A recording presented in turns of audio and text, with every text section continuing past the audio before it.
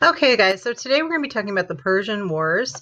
And we are still in the learning target that we can compare the configurations of city-states and their effects, especially Athens versus Sparta, because the fact that they're so different and they bring different things to the table kind of contribute a lot in both of the wars that we're going to be talking about over the next couple of days.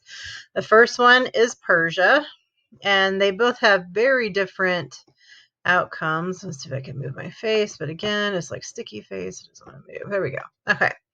So, the Persian Empire. I talked about the Persian Empire when we did Mesopotamia. I really talked about the leaders, which were Cyrus and Darius at the time that we talked about Mesopotamia. They kind of came in last and took over the area that was Mesopotamia. So you can see through this map. This is the Tigris and Euphrates rivers right here. Here's the Nile, so there's Egypt. Greece would have been over here, okay? So they're really close to each other.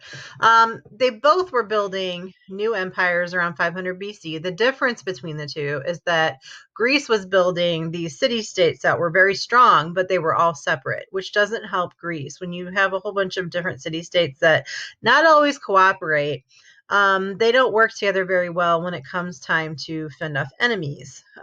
So just keep that in mind, that there's no one person that's unifying all these city-states and saying, hey, you probably should work together. In Asia, the Persian Empire was becoming united. They had one ruler, they conquered the land, they added it to them. And just as a quick refresher, we're going to go over Cyrus and Darius again. But people liked them. They came in, they conquered them, they let them pretty much do what they liked. Cyrus himself was known as being a very kind king.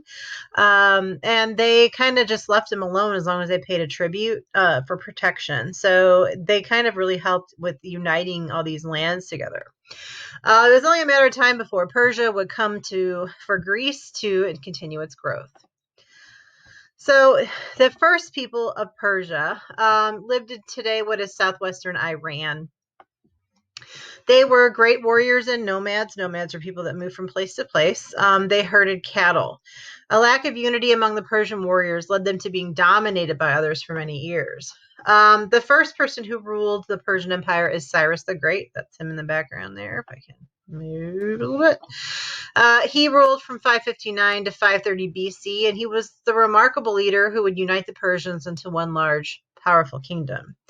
It would become the largest empire in the world.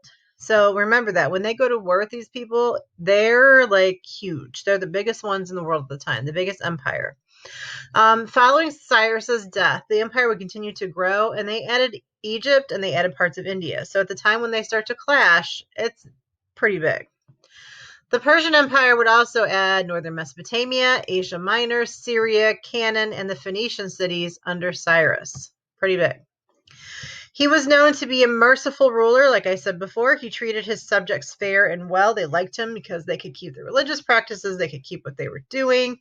And he also united them with miles of roads that were known as the royal roads. And again, that helped with the unification of all these lands. So after him came Darius. The Persian government grew bigger and it became very hard to manage. That's kind of the theme with empires. When they get too big, then they kind of just fall. People can't, again, keep track of everything that's going on because they're just too big. They don't have telephones, they don't have telegraphs, they don't have any of that stuff to keep messages traveling fast between groups, and so it just kind of ends up breaking up. In 521 BC, Darius was given the throne of Persia with the task of reorganizing the government to make it work better. So he knew that he needed to have a way to make this work. This land was too big for one ruler. So what he did was he took the Persian Empire, divided it up into 20 provinces, and he called those satrapies. And each one of them had a satrap, which are kind of like a governor kind of thing that would report back to Darius, but they kind of took care of the problems and stuff in that little chunk of land. So it's kind of like what we do here. We took our land, broke it up into states. Each state has a governor. It would be the same kind of thing. Instead of states, there's satrapies. Instead of a governor, they're a satrap. And those are called protectors of the kingdoms. Their job, just kind of close to what people do here today, they have to take care of all the problems. Tax collecting judge, chief of police, head military recruiter. That was their job in their province. So they had a really good army. They decided to create a professional army, and they paid their soldiers, much like we do today. The 10,000 best soldiers were trained to protect the king. They became known as the Immortals, and the reason why is because when one died, there was always someone ready to take that one's place. So it seemed like they were immortal because they never had less than 10,000. There's always one ready to take that place. So that's why they call them the Immortals. That's how important to know because they play a role in the Persian Wars. So the Persian Wars was Persia versus Greece from 499 to 479 BC. So it's important to note, 20 years war. As Greece set up colonies in the Mediterranean area, they often clashed with Persians. So remember, they sent their people out to find land and resources and be able to farm. And a lot of the colonies they set up were in Persian territory. And so Persians would often clash on who really controlled those people. In 499 BC, the Athenian army helped Greek colonies in Asia Minor rebel against their Persian rulers. So the Greek colonies said, nope, we're not Persian. We don't have to listen to you. And the Athenians sent an army to help them. Unfortunately, the rebellion failed, but King Darius didn't like the fact that these Athenians, who think they're too big for their britches, I guess, were sending people in to help these people that, in his opinion, were under his rule because they were in Persian land. So he decided he must stop the Greeks from further interfering in Persian affairs. He's basically going to put Greece in its place. So they started a war. In 490, Darius sends a Persian fleet of 20,000 soldiers, and they landed on the plains of Marathon. It's a short distance from Athens. The Athenians only had half the amount of soldiers that the Persians did. So instead of going out to fight, which they knew would be kind of stupid, 2-to-1 for each person, they decided, well, we're just going to stick where we are. So they stayed in their city. They didn't leave for days. And the Persians kind of got bored just hanging around. So like I said, they knew that attacking would be stupid. It was 2-to-1. The Persians also expected that those people were going to come out and attack them. And they were kind of surprised by the fact that the Greeks were not. So instead, the Athenians waited until the Persians grew restless. So they're like, nobody's coming out to fight. Forget this. We're going to go find our fight. So a lot of the Persians decided to leave after sitting around for days waiting for some kind of battle and getting nothing. They decided to go back to their boat. They didn't leave it completely empty around Athens, though. They were frustrated. They were going to head directly to Athens. Remember, they weren't in Athens. They were in Marathon. They were going to go directly to Athens and start a fight there. But the mistake that they made is that they loaded up all of their great parts of their army, all the strongest men, all their cavalry, because they're going to start a fight, right? So they put most of their good men on the boat first. The ones they left behind were like foot soldiers and people that weren't trained very well or just weren't soldiers very long. And so they left those guys behind. And when the Athenians saw that and the Greeks saw that, they were like,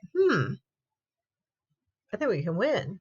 So once the cavalry was out of the fighting range, the 10,000 Greeks said, okay, well, we got this now. They left their city-state and they attacked. The 10,000 soldiers attacked the less trained soldiers that were laying around and easily defeated them. So charging down the hills of Marathon, the Greeks caught the remaining soldiers standing in the waters, completely off guard. Not prepared for battle, the Athenians easily defeated the Persian army, what was left of the Persian army. This was a great victory for the Greeks, and it would create a need for revenge. It would create a need for revenge for the Persians. So the Persians already wanted revenge for the first rebellion that the Athenians started, but now they got defeated again. So now their thirst for revenge is even bigger. But first I want to talk about Marathon. So everybody knows if I say the word marathon today, we all know what that is. That's a big run that people do. It's today 26.2 miles of running. And the reason why people do that is because of the legend of what happened in Marathon, the Battle of Marathon. So according to the legend, the Athenians sent a messenger, his name was Phidippides, to Athens with news of the victory. And they wanted to tell them what happened so they knew where to be prepared. So they sent this runner guy. to run the miles, over 25 miles, from the Battle of Marathon home to Athens. He was so full of excitement, and he had never slowed down, even though he was exhausted during the long run. Now, I want to point out that today, people that run marathons train for a long time. I mean, it takes months to train to be properly ready to run that long of a distance. But he just took off and ran. He was so tired, he was exhausted. He finally gets to Athens. He collapses, I guess on the street. I don't know. He collapses, mustering the strength to speak his last word before dying, and it was victory! And then he died. So that is the legend of the marathon. And that's where we get the run from. So modern marathons are named after his famous run. They are also set at a standard of 26.2 miles long. So remember, Darius is the one that leads the Battle of Marathon. He starts this whole war because he's mad at the Athenians because they helped in a rebellion that he doesn't think they should be involved in. But before he was able to get that revenge he so wanted for not one but two times that they mess with Persia, I guess, he dies. So his son, whose name is Xerxes, he takes over for the king, for Persia's king. He decides that he's going to go ahead and get revenge on the Athenians for his dad. In 480, he would once again have Persia invade Greece. After the embarrassment at Marathon, instead of having 20,000 soldiers, he orders an army of over 180,000 men and 1,000 warships to Greece. A big amount. So then the Persians, get ready to strike again. This is where the next battle starts out that most people know about because of the movie 300. So upon learning of the arrival of the massive Persian army, remember 180,000 soldiers, 1,000 warships, the Greeks the Athenians knew that they needed help. They just could not handle a crowd that size. That army was way too big. So they went around and tried to get people to join forces in defense of the Greeks. The best people to go to that were known as Spartans at the time would have been Sparta. Now remember, Sparta and Athens, not necessarily friends. They're very, very different, as we've learned last week. So they end up convincing Sparta to join them. Remember, Sparta likes to fight anyway, and these people are going to come and threaten to take away Spartan land too. So they knew that they had to join forces with the Athenians. So one of the kings, remember there's two kings because they have an oligarchy. One of the kings in Sparta, his name was King Leonidas. He was in charge of the army, and Athens was in charge of the navy at the time because Spartans had the best army around. Athens actually had a really, really strong navy. Themistocles is a general from Athens, and he was in charge of the plan to defeat the massive Persian army.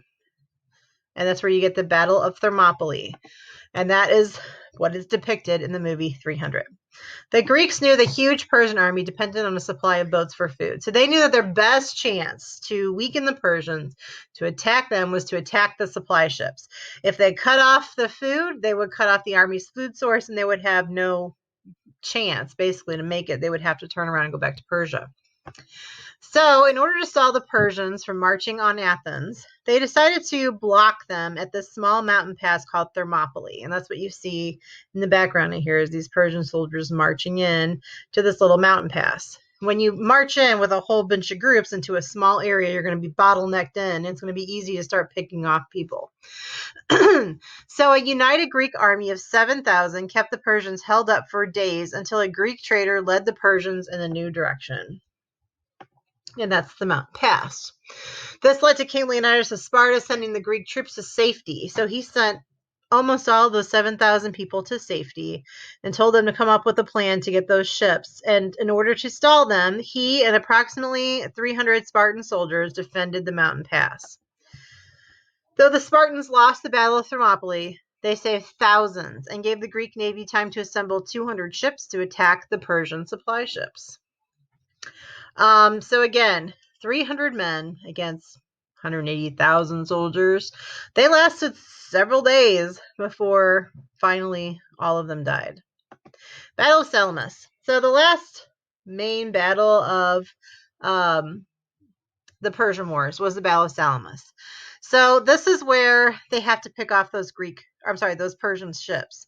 So the Greek fleet turned and attacked the Persians in the Strait of Salamis. So there is a strait not far from Athens. The strait is a small, like, narrow channel of water that the boats had to get through. Now, the Persian boats were big and clunky, and they weren't going to be easily, fit like a whole group of them going through. So they bottlenecked them in here too, where they had to go through this small water channel and pretty much almost single file line going through.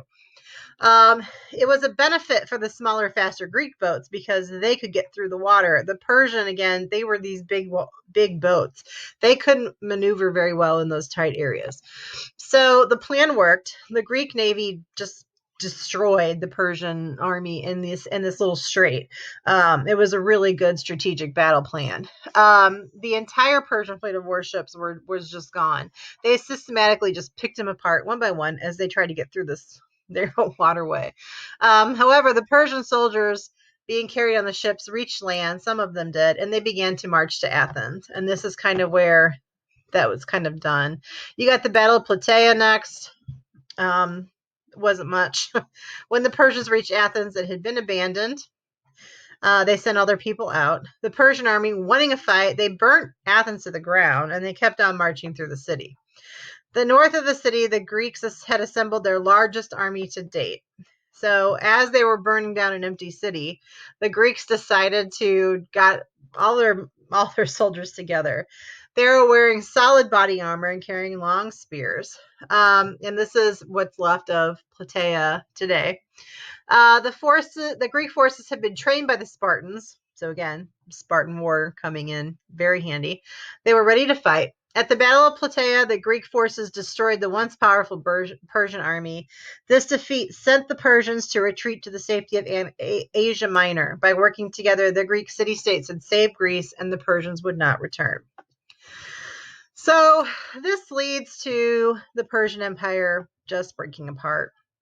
The defeat of the Persians weakened the Greek Empire. There was already internal problems, and the kings raised taxes to protect their wealth.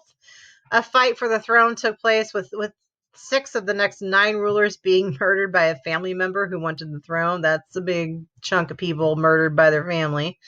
In 334 BC, the Greek conqueror Alexander took over the lands of Persia, and we're going to be learning about Alexander later on this week. And he ended the empire for good. And then this video that we're going to watch here will be linked in Google Classroom, so you can watch it not on a recorded video. So I will put that in there for you. Your job today is just to take your notes on the Persian War. There is no assignment today. If there's any free time that you have, you can work on your poster that's due Wednesday. All right. Thanks. Bye-bye.